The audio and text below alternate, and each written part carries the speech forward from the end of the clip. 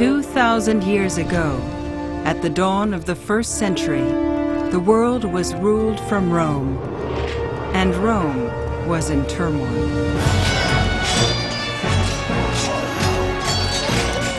Civil war had engulfed the empire's capital city.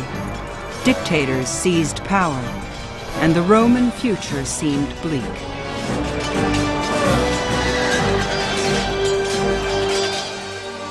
But from the chaos, the Roman Empire would rise stronger and more dazzling than ever before. Within a few short years, it would stretch from Britain across Europe to southern Egypt, from North Africa around the Mediterranean to the Middle East. It would embrace hundreds of languages and religions, and would till those diverse cultures into a rich soil from which Western civilization would grow. Rome would become the world's first and most enduring superpower, spanning continents and epochs. The glory days of Rome were studded with names that reach out to us across 2 millennia: Ovid and Nero, Seneca and Caligula. But the story of Rome is more than the story of famous men, and millions of less familiar figures struck different chords in the symphony of empire. People such as the wealthy benefactor, Eumacia, the rebel queen, Boudica, and countless uncelebrated soldiers and slaves, senators and peasants. And above them all, this man, Caesar Augustus. This was the emperor who set the tone for the astonishing resonance of Rome. This series tells the story of Augustus and his people, the men and women who wrested order from chaos, shaped the greatest empire the world had ever seen, and launched the Roman Empire in the 1st century.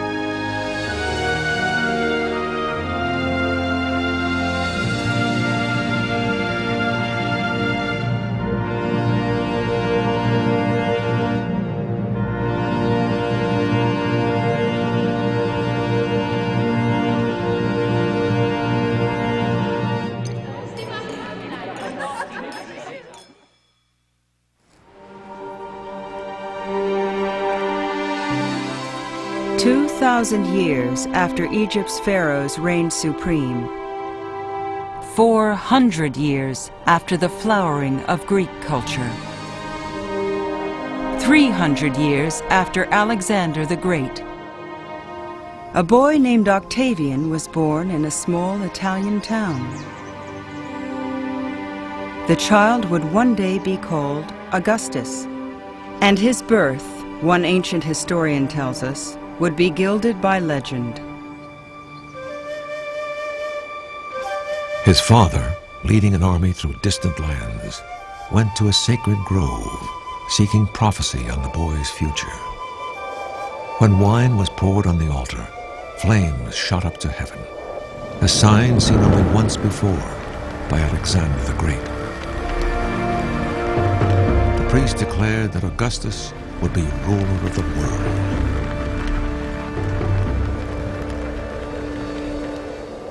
The story is told by Suetonius. Writing at the turn of the 1st century, he based his biography on eyewitness accounts, on common gossip, and on research conducted as imperial librarian. In truth, he writes, the prospects of young Augustus were far from grand. The boy was sickly, with few connections. His family were country people. His father, the first in their line to join the Senate. But worse, Augustus was born into dangerous times. Civil war had flared for decades. Feuding nobles, many controlling large armies, fought to gain power for themselves. And Rome's traditions of open government were often trampled underfoot. So too were innocent bystanders.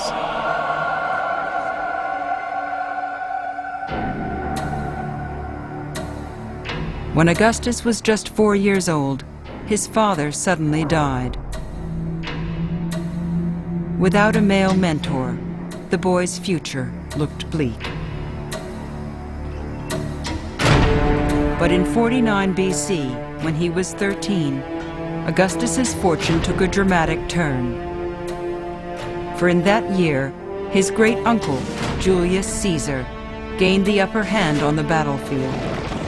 Leading an army across the Rubicon River, Caesar declared himself master of Rome and ruler of an empire still aspiring to greatness. At the time of Julius Caesar, the Roman Empire was a little bit like a boy who's reached 6 feet tall, and yet he's only 14 or 15 years old. He's not yet a man. The externals of empire were there. The armies were there. The Romans governed most of the coast of the Mediterranean, with the exception of Egypt. However, they had not yet learned to bring that into a functioning organism. The past decades of internal fighting had weakened the empire. Northern tribes harried the borders. Enemies were confronting Rome in the east, and the province of Spain threatened to break free. Julius Caesar moved quickly to bolster the frontiers and his own legacy. Caesar had no heir, so when Augustus completed a dangerous mission, Caesar adopted the teenager in his will. Augustus realized here was a tremendous opportunity. Mind you, he had no military training, but he was the heir of the greatest political figure that was on the Roman sky literally at that time, and he cashed in on it. It was a heady opportunity for Augustus, but also a perilous challenge. For in 44 BC, foreigners were not the only threat to stability. There were enemies within Caesar's small circle of advisors.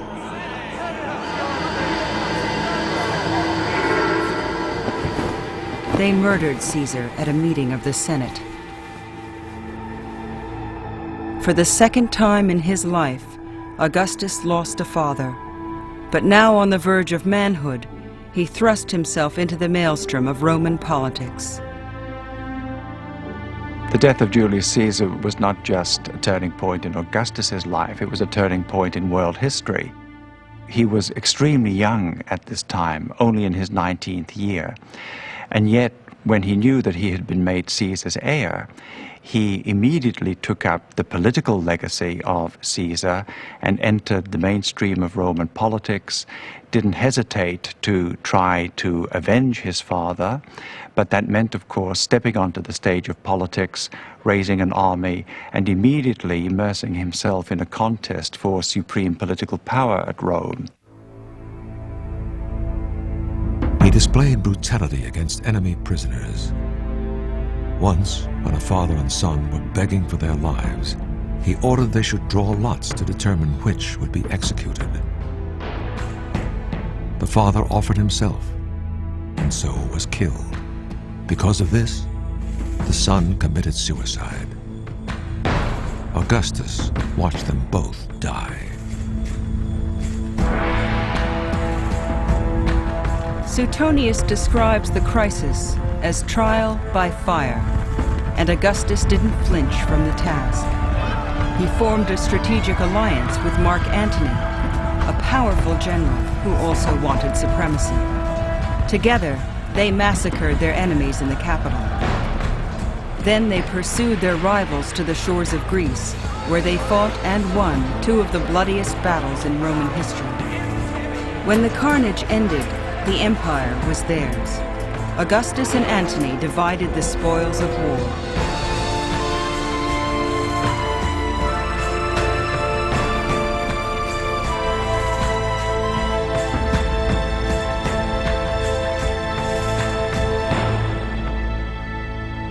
Augustus remained in Rome, but Antony took control of Egypt, a land not formally joined to Rome, but firmly under the empire's command. There he joined forces with Egypt's queen. Ancient historians, like Cassius Dio, believed that was a fateful move. When Antony fell deeply in love with his new ally, many feared the ambitious queen was scheming to rule Rome herself. Her name was Cleopatra.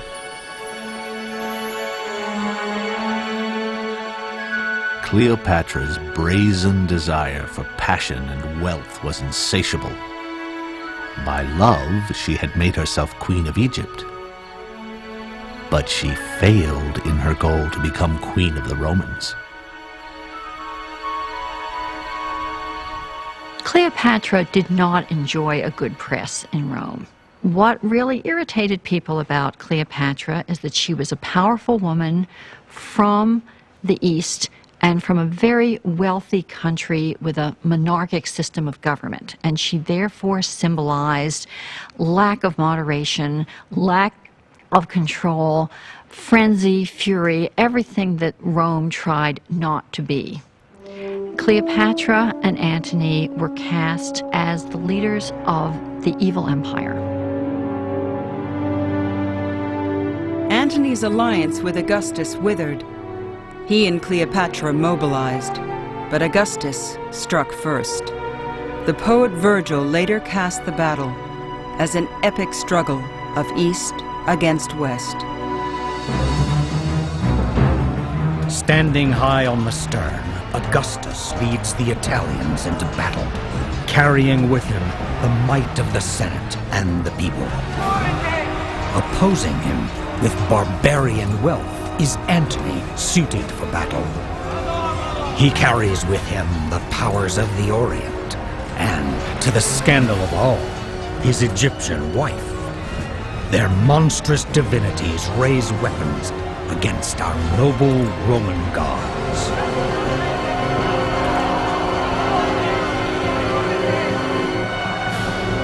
Three-quarters of the Egyptian fleet was destroyed.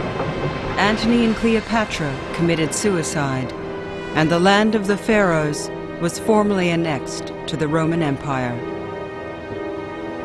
The annexation of Egypt for Augustus was immensely important. It was the equivalent of Hitler's troops marching through the streets of Paris. Here was a wealthy country that was going to be providing food, that was going to be providing land, but above all, it was a country of great cultural prestige. And once Rome had Egypt as part of its empire, they had truly arrived.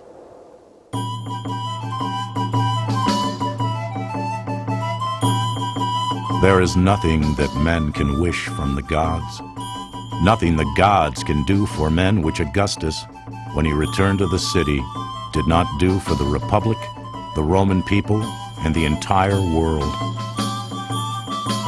Civil wars were finished, foreign wars ended, and everywhere the fury of arms was put to rest.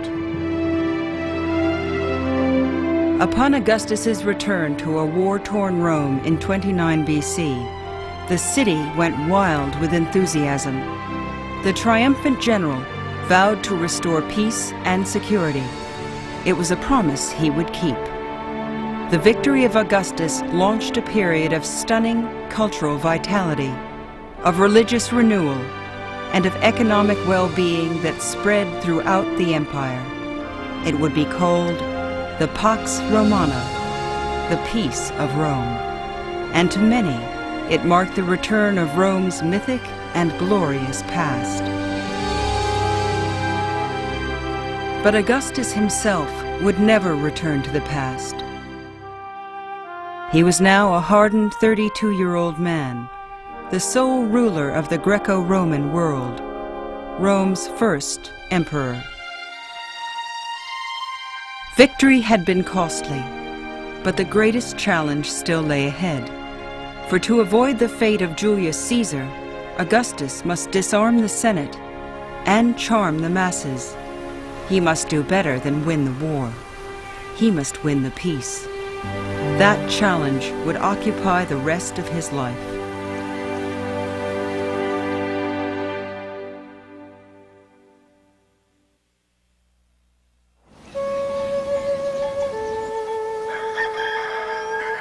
Let me step forward, clear my throat, and announce that I am a native of Solmo, a few days' journey eastward from Rome. While Augustus fought his way to the pinnacle of power, a boy named Ovid was coming of age under less demanding circumstances. I was the second son, a year to the day younger than my brother. We always had 2 cakes on the birthday we shared, and were close in other ways as well. We studied together, and then went up to Rome to seek our fortunes. I used to waste my time trying to write verses. Our father called it waste. He disapproved of any pursuit where you couldn't earn a decent living, and always used to say, Homer died poor.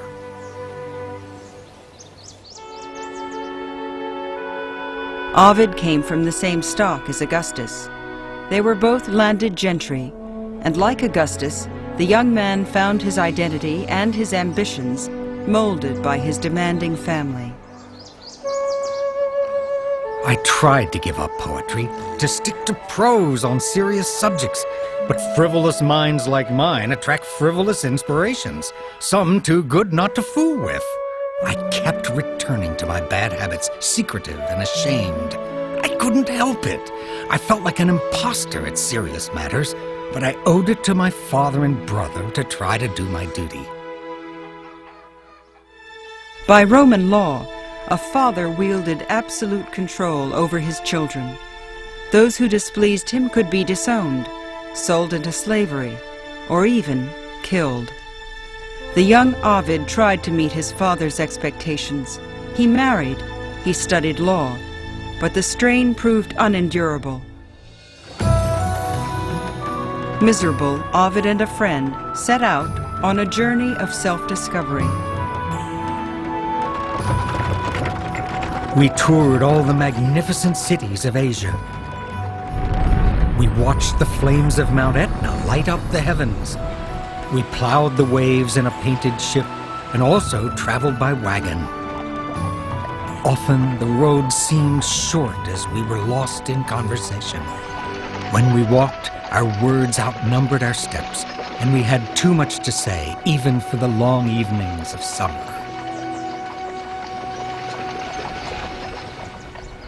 "18 months later, Ovid settled in Rome, older and more self-confident than before.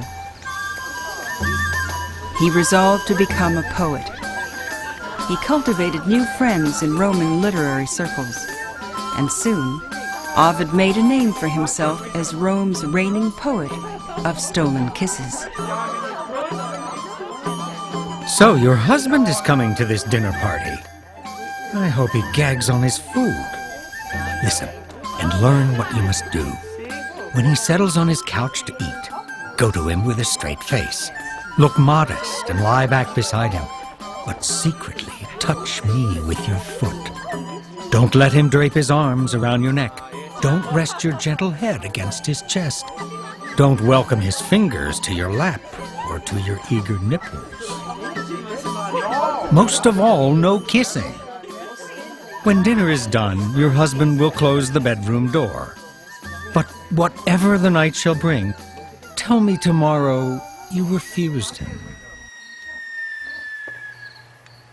It's a mistake to think that Ovid's poetry can be read very literally in purely autobiographical terms. That wouldn't be true, I think, of any poetry from antiquity. But clearly at the same time, Ovid is writing about subjects of which he has some sort of experience. And he certainly, through the love poetry, opens up a world which is very different in tone and quality from the official atmosphere. While Ovid bloomed as a man of words, the new emperor thrived as a man of action. He rebuilt Rome and his own family. Divorcing his wife, Augustus married his heavily pregnant mistress, Livia. The move raised eyebrows and hackles, for love was not the only motive, and although Augustus shunned the trappings of absolute power, many suspected he was building a dynasty, a line of heirs to rule Rome for generations to come. Augustus knew it was a dangerous move. That Julius Caesar had been murdered for appearing a king. Augustus would not make the same mistake. He relinquished high office and struck a delicate balance between fact and fiction.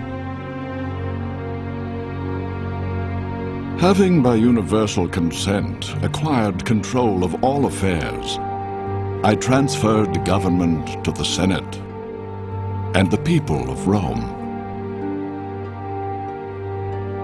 Augustus was a very cagey political leader because he pretended to be restoring all of these Republican political traditions, and in fact what he was running was a full-fledged dynastic monarchy.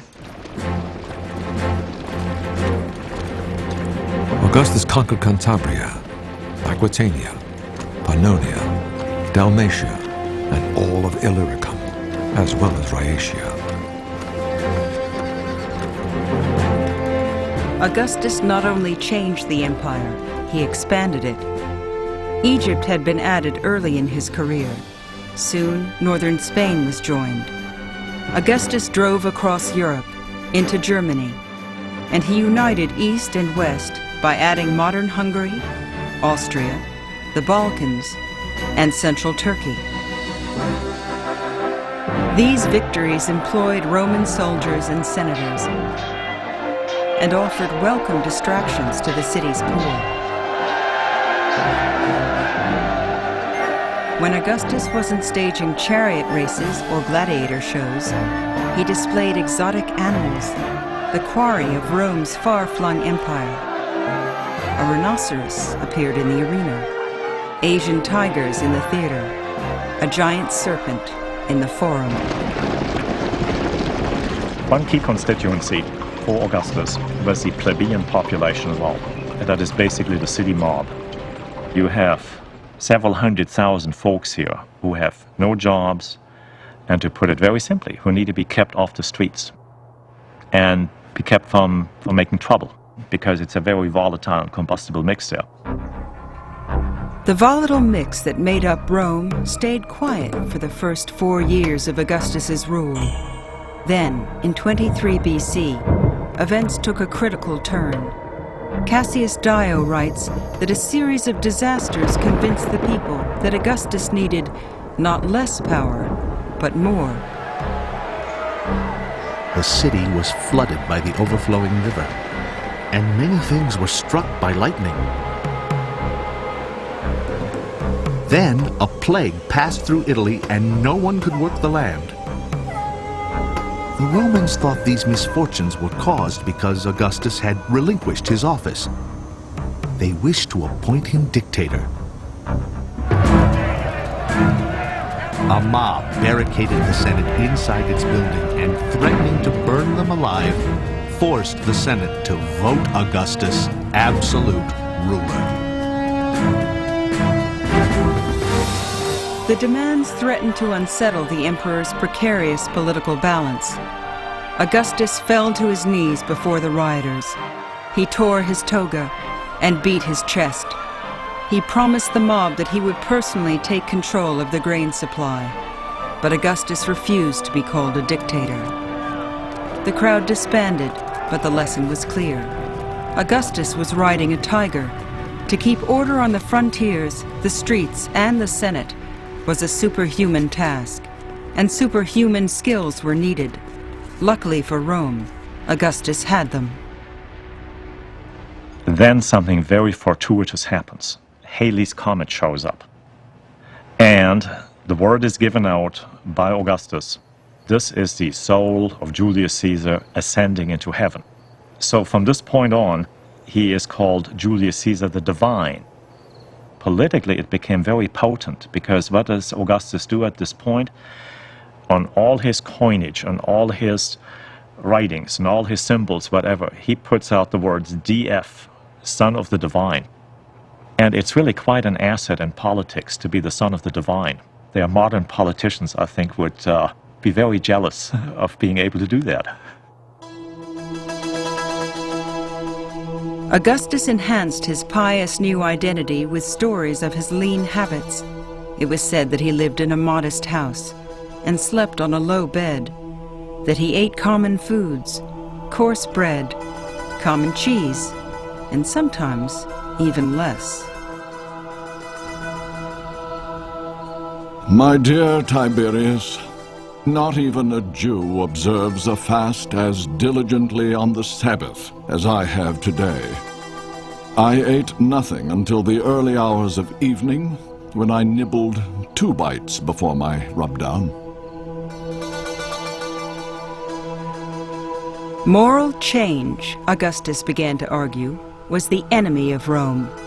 He believed that its future ran through its past, through the restoration of values he thought had first made Rome great. I renewed many traditions which were fading in our age. I restored 82 temples of the gods, neglecting none that required repair at the time. In public, Augustus led by example. He sacrificed animals in traditional rituals, and he re-established traditional social rules. New laws assigned theater seats by social rank. Women were confined to the back rows. Adultery was outlawed. Marriage and children encouraged. To many, Roman society had recovered its true course. The son of a god was building an empire for the ages. Who can find words to adequately describe the advancements of these years? Authority has been returned to the government, majesty to the Senate, and influence to the courts. Protests in the theater have been stopped. Integrity is honored. Depravity is punished.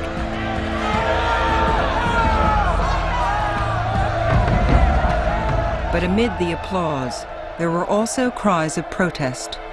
The emperor's new traditionalism rankled friends and enemies alike. It even rankled his own daughter, Julia. Long a pawn of family politics, Julia assumed that she was exempt from her father's stringent views. She was wrong. And in the coming years, Augustus, the son of a god, would have to confront Augustus, the father.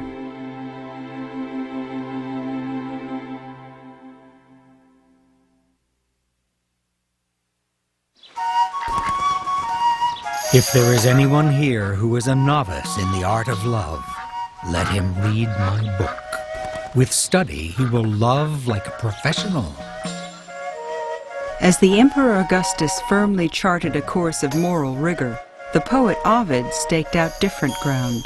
He was now Rome's most famous living poet, and his boldness grew in step with his reputation.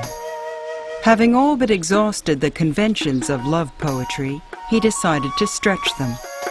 He began composing a manual of practical tips on adultery. Step 1. Stroll under a shady colonnade. Don't miss the shrine of Adonis, but the theater is your best hunting ground. There you'll find women to satisfy any desire. Just as ants come and go, so the cultured ladies swarm to the games. They come for the show, and to make a show of themselves. There are so many, I often reel from the choice. Many Romans yearned to follow their emperor back to the good old days of stern Roman virtue, but others reveled in the promises of Rome's newfound peace. Ovid was one of them. To the youthful poet, old limits seemed meaningless. Do not doubt you can have any girl you wish. Some give in, others resist, but all love to be propositioned. And even if you fail, rejection doesn't hurt. But why should you fail? Women always welcome pleasure and find novelty exciting. Indeed, the earlier civil wars had unleashed enormous social change. Some women had gained political clout, new rights, and new freedoms. Tradition holds that one such woman was Julia, the emperor's only child. Julia had a love of letters and was well educated, a given in that family. She also had a gentle nature and no cruel intentions. Together, these brought her great esteem as a woman. Julia didn't reject traditional values wholesale. She had long endured her father's overbearing control. She dutifully married 3 times to further his dynastic ambitions, and she bore 5 children. Her 2 boys, Gaius and Lucius, were cherished by Augustus as probable heirs. But like Ovid, Julia expected more from the piece. She was clever and vivacious, and she had an irreverent tongue that cut across the grain of Roman convention. Her legendary wit was passed through the centuries by a late Roman writer called Macrobius. Several times her father ordered her, in a manner both doting and scolding, to moderate her lavish clothes and keep less mischievous company. Once he saw her in a revealing dress. He disapproved, but held his tongue. The next day, in a different dress, she embraced her father with modesty. He could not contain his joy and said, "Now, isn't this dress more suited to the daughter of Augustus?" Julia retorted, "Today I am dressed for my father's eyes. Yesterday I dressed for my husband's." But apparently Julia's charms were not reserved for her husband alone. The emperor's daughter took many lovers. Her dalliances were so well known that people were actually surprised when her children resembled her second husband, who was the father of her 5 children. And she wittily replied, "Well, that's because I never take on a passenger unless I already have a full cargo," meaning that she waited until she was already pregnant before undertaking these dalliances. So concerned was she to protect the bloodlines of these offspring. Julia, like Ovid, was a testament to her times. But neither of them were average Romans. The life they represented shocked traditional society to the core, and as Julia entered her 38th year, crisis loomed. In that year, a scandal broke out in the emperor's own home. Shameful to discuss, horrible to remember. One Roman soldier voiced deep revulsion at Julia's extraordinary self-indulgence. Julia, ignoring her father Augustus, did everything which is shameful for a woman to do, whether through extravagance or lust. She counted her sins as though counting her blessings, and asserted her freedom to ignore the laws of decency. Julia's behavior erupted into a full-blown political crisis, and it was marked by overblown claims. The emperor's daughter was rumored to hold nightly revels in Rome's public square. She was said to barter sexual favors from the podium where her father addressed the people. When the gossip reached Augustus, the emperor flew into a violent rage. He refused to see visitors. Upon emerging, Suetonius reports, he publicly denounced his only child. He wrote a letter advising the Senate of her misbehavior, but was absent when it was read. He secluded himself out of shame and even considered a death sentence for his daughter. He grew more obstinate when the Roman people came to him several times begging for her sake. He cursed the crowd that they should have such daughters and such wives. As a father, Augustus could not abide Julia's behavior. As an emperor, he could not tolerate the embarrassment. Augustus banished Julia for the rest of her life.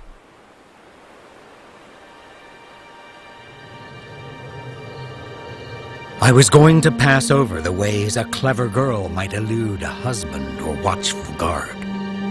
But since you need help, here's my advice.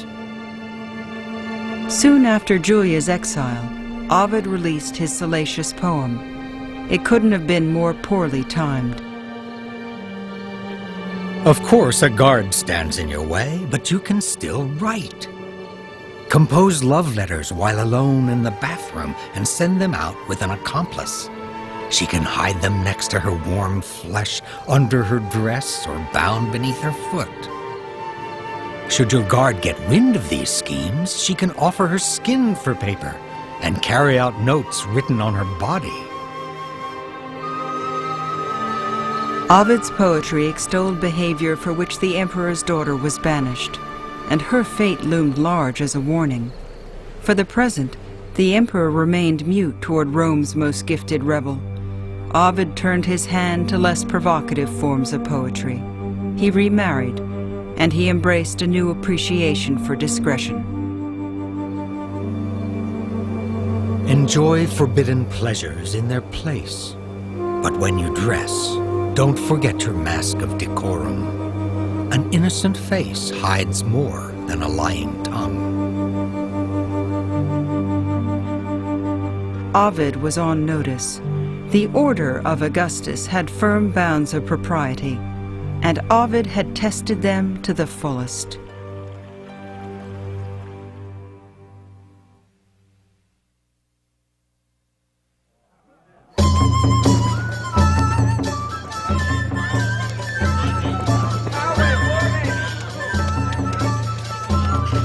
Now consider the dangers of night. Tiles fall from the rooftop and crack you on the head. And the drunken hooligan, spoiling for a fight, cannot rest without a brawl.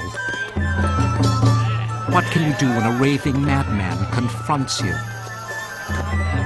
Or tenants throw their broken pots out the window? You're courting disaster if you go to dinner before writing your will. At the turn of the 1st century, the poet Juvenal was writing verses that exposed much of Rome to scorn. He was acerbic and had a keen eye for the gritty realities of urban life. Our apartment block is a tottering ruin. The building manager props it up with slender poles and plasters over the gaping cracks. Then he bids us sleep safe and sound in his wretched death trap. I don't think our notion of Rome bears much relation to the Rome of everyday life, because what is left today are the big public buildings, not the squalid hovels, without plumbing and without any kind of sanitary conditions that ordinary people lived in. That's precisely the reason members of the elite preferred to withdraw up onto the hills and have their villas up on the hills, a little bit away from the noise and away from the stench and away from that incredible horde of people pressing close together.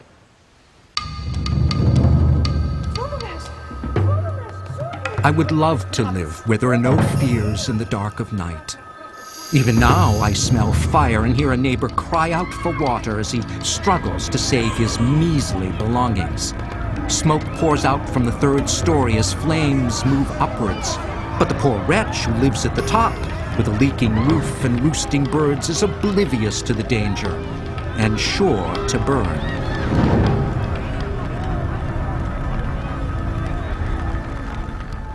In the year 4 in the imperial palace, the Emperor Augustus also lost sleep, but not from fear of fire. Now an old man of 66, Augustus had lost much of his youthful vigor. His vision had faded in his left eye. His teeth were few, widely spaced, and worn down. His hair wispy and yellowed. His skin was irritated by scratching and vehement scraping, so that he had chronic rough spots resembling ringworm.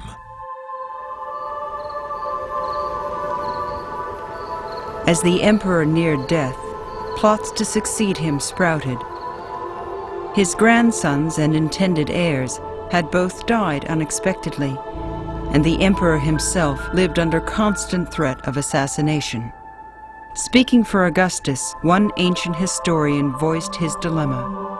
"Whereas solitude is dreadful," he wrote, "company is also dreadful. The very men who protect us are most terrifying." In many ways, Augustus looks so solid, and what he created looks so solid, you forget the fragility. I think contemporaries were very aware of that fragility, and surely Augustus was. He was over-anxious, in a sense, to provide a secure system after he'd gone.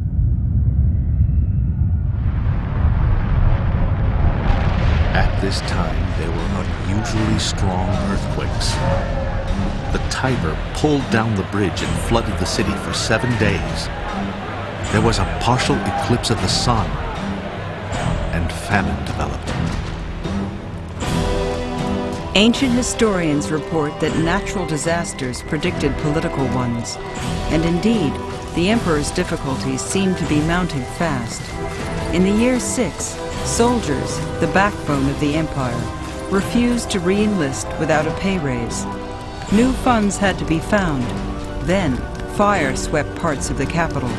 A reluctant Augustus turned to taxation. It was a dangerous tactic, and the emperor knew it. Fearing a coup, Augustus dispersed potential enemies. He recessed the courts and disbanded the Senate. He even dismissed his own retinue. Still, Rome remained on edge. The mob, distressed by the famine and the taxes after the fire, were unsettled. They openly discussed rebellion. When night fell, they hung seditious posters.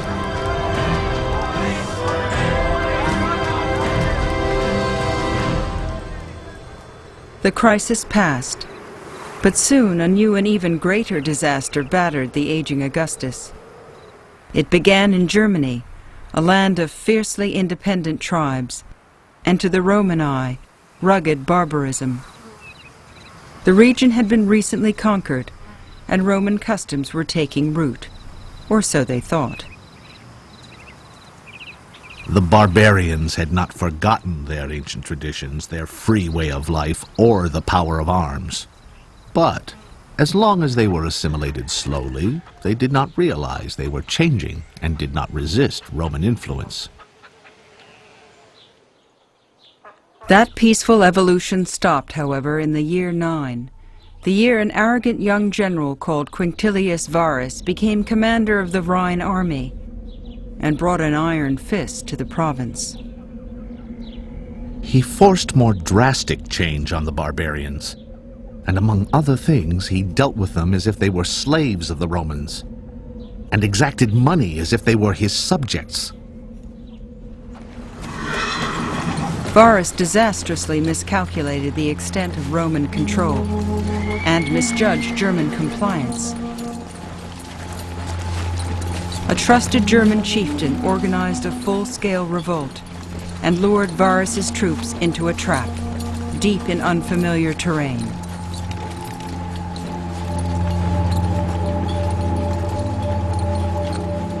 The mountains were rocky and cut with ravines. The trees were dense and tall, so that the Romans were struggling to make progress.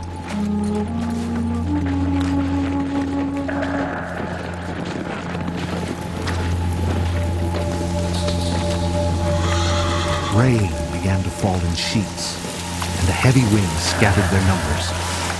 The ground became slippery around the tree trunks and roots.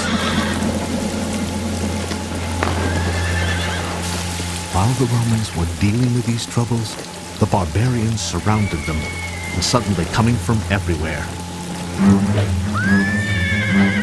First, they hurled missiles from afar. But then, since no one was fighting back and many were wounded, the barbarians came ever closer, and the Romans were unable to retaliate.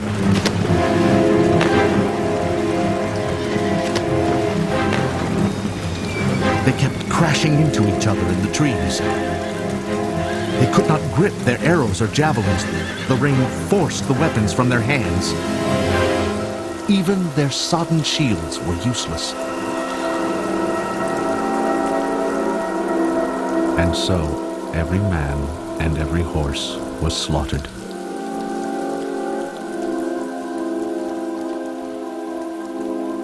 Three legions were massacred, a tenth of Rome's army. Augustus, his biographer reports, was traumatized. They say he was so disturbed that for several months he let his hair and beard grow, and would sometimes bash his head on doors and cry out, "Quintilius Varus, give me back my legions."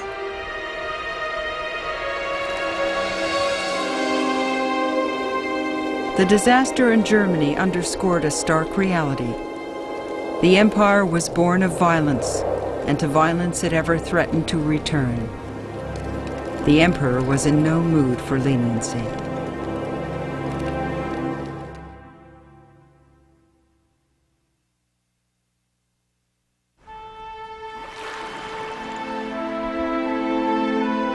Believe me, love's climax of pleasure should not be rushed, but savored. And when you reach those places your woman loves to have touched, don't let shame get in the way. Don't back off. You'll see her eyes shine with a trembling light, as when the sun glitters on rippling water. She'll moan and murmur sweet words just right for the game. But don't outpace your mistress, or let her leave you in the dust. Rush to the finish line in unison. When man and woman collapse together, they both win. That's the greatest prize. Ovid's sizzling words gripped Rome when they were first published, but a decade later they would return to haunt him. For the patience of the Emperor Augustus had reached its lowest point. Beleaguered, he saw plots in every corner, anarchy in every act of disobedience. Blaming the subversive book, Augustus banished Ovid from Rome.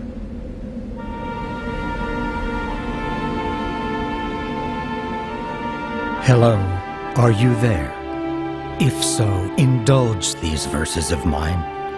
They don't come from my garden or that old couch I used to sprawl on.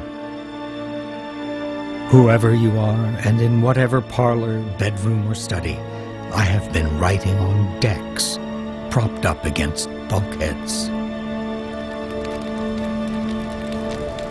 The poet was sent to an untamed backwater at the edges of the empire on the shores of the Black Sea. For Ovid, the ultimate urban sophisticate, no punishment could have been harsher. His roguish aplomb crumbled to anguish. When night falls here, I think of that other night, when I was cast out into the endless gloom. We managed to laugh once or twice, as my wife found in some old trunk odd pieces of clothing. This might be the thing this season, the new Romanian mode. And just as abruptly, our peal of laughter would catch and tear into tears. And we held each other. My wife sobbed at the hearth. What could I say? I took the first step with which all journeys begin, but could not take the second. I was barely able to breathe. I set forth again. Behind me, she fell rolling onto the floor. Her hair swept into the hearth, stirring up the dust and ashes. I heard her call my name. I thought I had survived the worst. What could be worse? But my wife arose, pursued me, held on to me, weeping. Servants pulled her away. Whatever worth there was in me died there.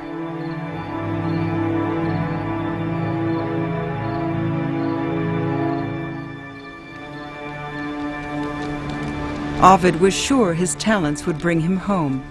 He wrote constantly, and as he waited, he sought refuge in a remote frontier town. When the temperatures dropped, Ovid wrote, wine froze in its vessels, the river in its banks. Across the ice thundered hostile horsemen, plundering and killing. It was a brutal life Ovid wrote home from exile, a side of the empire that few Romans ever saw. Beyond these rickety walls, there's no safety. And inside, it's hardly better. Barbarians live in most of the houses. Even if you're not afraid of them, you'll despise their long hair and clothes made of animal skins. They all do business in their common language. I have to communicate with gestures. I am understood by no one, and the stupid peasants insult my Latin words. They heckle me to my face and mock my exile. Writing for this audience, Ovid complained, was like dancing in the dark. As the years passed, Ovid shriveled into a bony old man. He fell ill. Contrition replaced his former bravado.